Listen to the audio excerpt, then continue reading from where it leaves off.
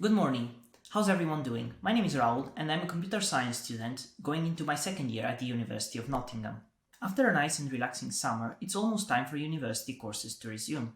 And like good students we are, it's a good idea to prepare ourselves for the new semester. There's no better way to get yourself in the mood for labs, lectures and tutorials than by organizing your note-taking and organizational tools.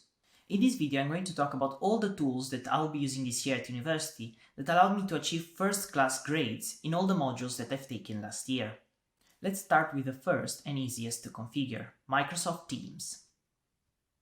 As we all know, the pandemic is not over yet, and I, like many other students, will be studying remotely for the first semester of this academic year. This means that I'll be engaging with lectures by either joining the live sessions on Microsoft Teams or by watching the recordings that are saved on Microsoft Stream. Last year I chose the second option, especially when I was short on time. That is because when watching a recording you can actually speed up the playback, which can be a useful trick as long as you're not sacrificing comprehension.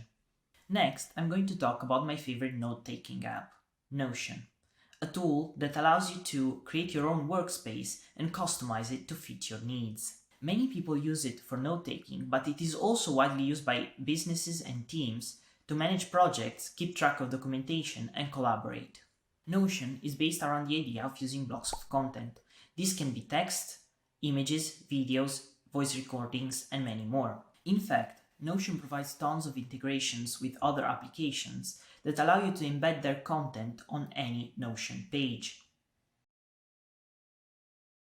Personally, I have been using it since my third year of high school 4 years ago, when it did not have all the nice features that we can enjoy now. During the years, I have adopted many different frameworks for note-taking, each time trying to learn from previous mistakes. I kept a record of all my workflows just so I could look back and see how my style and mindset evolved. And the one characteristic that I've started to appreciate more and more is simplicity. Next, I'm going to talk about Todoist. Over the years, I have experimented with many apps that provide to-do list type functionalities.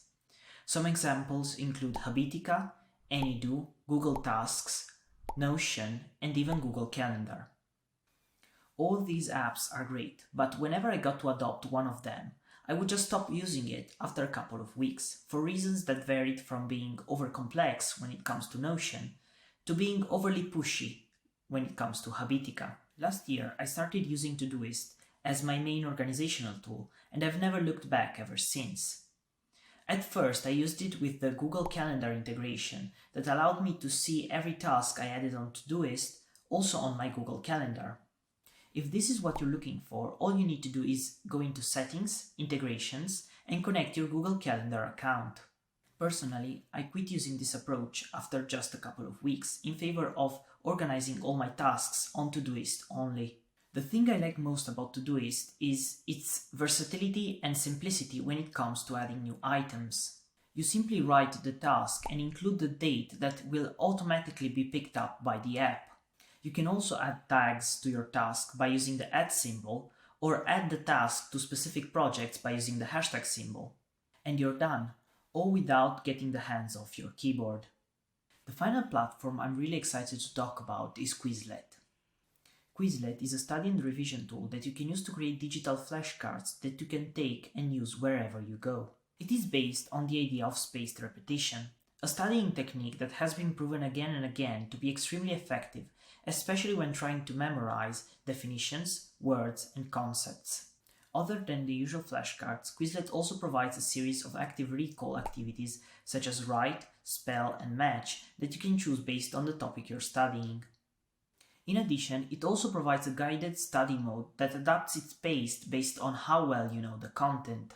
I have been using Quizlet for years now, and it has been a true lifesaver, especially in high school when I did the Cisco CCNA exam that required me to learn a lot of field-specific words and concepts.